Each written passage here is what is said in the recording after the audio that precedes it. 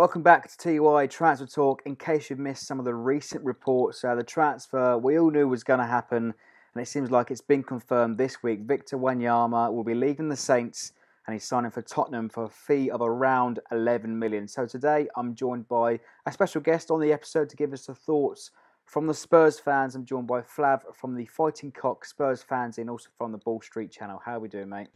Very well, mate. Thanks for having me on. Probably a little bit more bitter for you than it is for me. Very happy to see Wanyama arrive, and it's another transfer from Southampton to Tottenham. So I was surprised to get the invite.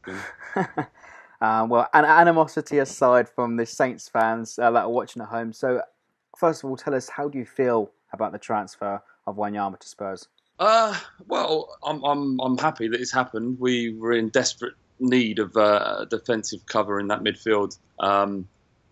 Dyer's had an amazing season. You've seen for England what a player he potentially can be. He hasn't been perfect, but there's a good player there. And the player that played beside him brilliantly last season was Dembele. When either one of them couldn't play, we turned into a different team altogether, and it was crucial that we had some sort of cover for them too.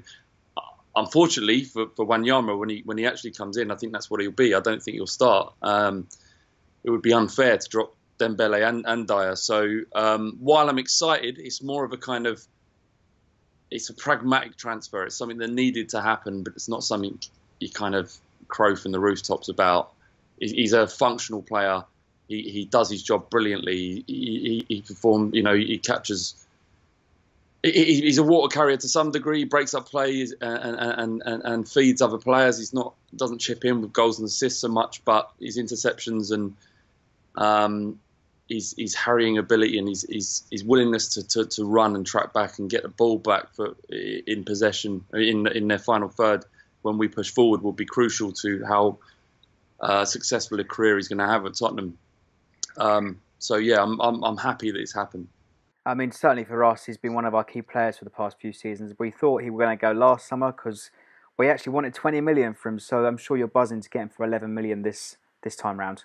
Well, it's about the length of contract, isn't it? That's what transfer fees and nothing to do with how good a player is. It's how long the contract is. And with a year left, it would have been difficult to get much more than that from him.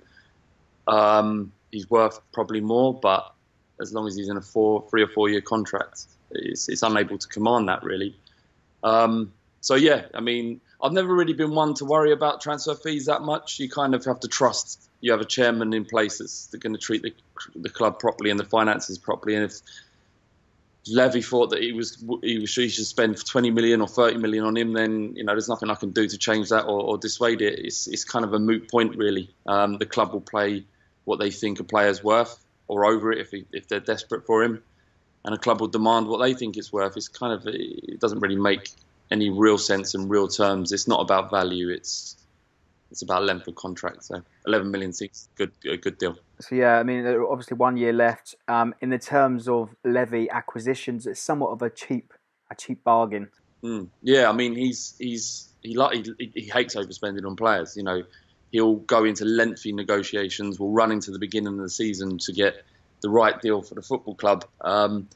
So while it's frustrating for fans, it's frustrating for other clubs who have to deal with him, and many have come out to say that they'd never deal with him again.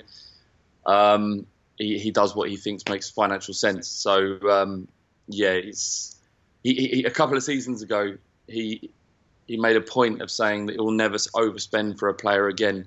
We spunked £100 million on 5 very average players and 2 decent players, and he vowed to never do that again. And Lamella, while having a good season last season, cost 30 million. That's a lot of money to play for how effective he's been for Tottenham. Although he did have a great season last year. So yeah, it's one of them things. He's not gonna overpay, and all about Paul Mitchell and his system of scouting.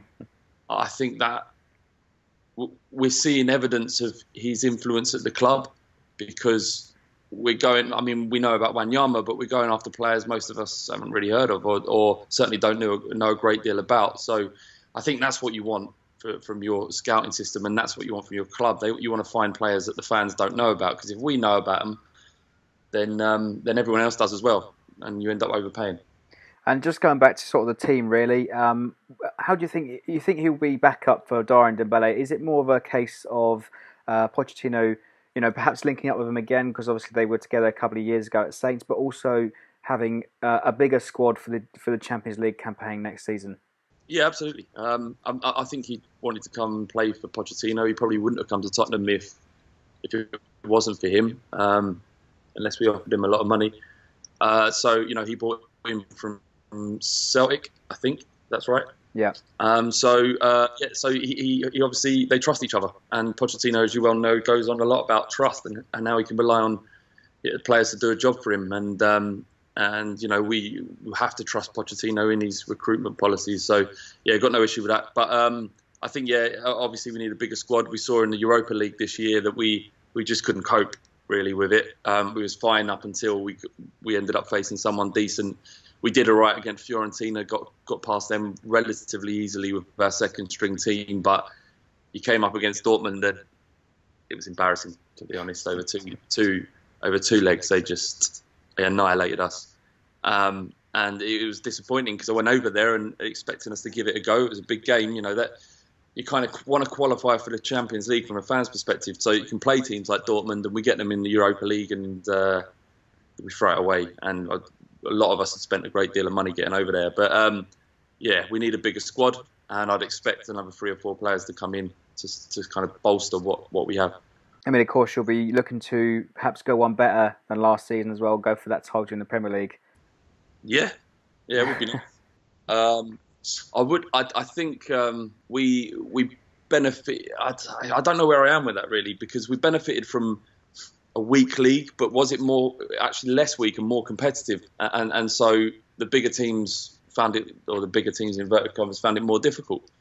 I loved last season. It was my favourite season ever in terms. It was.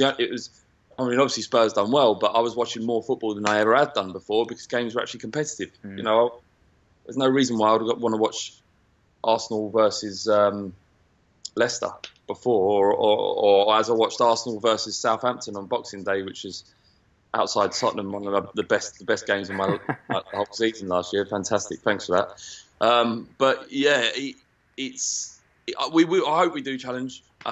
It won't be, our season won't be defined by that, and I hope the expectations of Tottenham fans haven't been raised too much, because it was an incredible season, a crazy season, and there's some incredible managers next year. Pochettino is one of them, and sadly so is Koeman. So it'll be interesting to see what happens with you lot there. But if we don't mount a title challenge, or if we're out of it by January, February, then it's not the end of the world. Yeah, well, that wraps things up then for today. Let us know in the comments below what you think of the Wanyama transfer. Is £11 million a good bargain? If you're a Spurs fan, let us know in the comments as well. If you want to check out more content from Flav and the Fighting Cock fanzine, check them out. All the links in the description. Also, Ball Street too. So subscribe for more.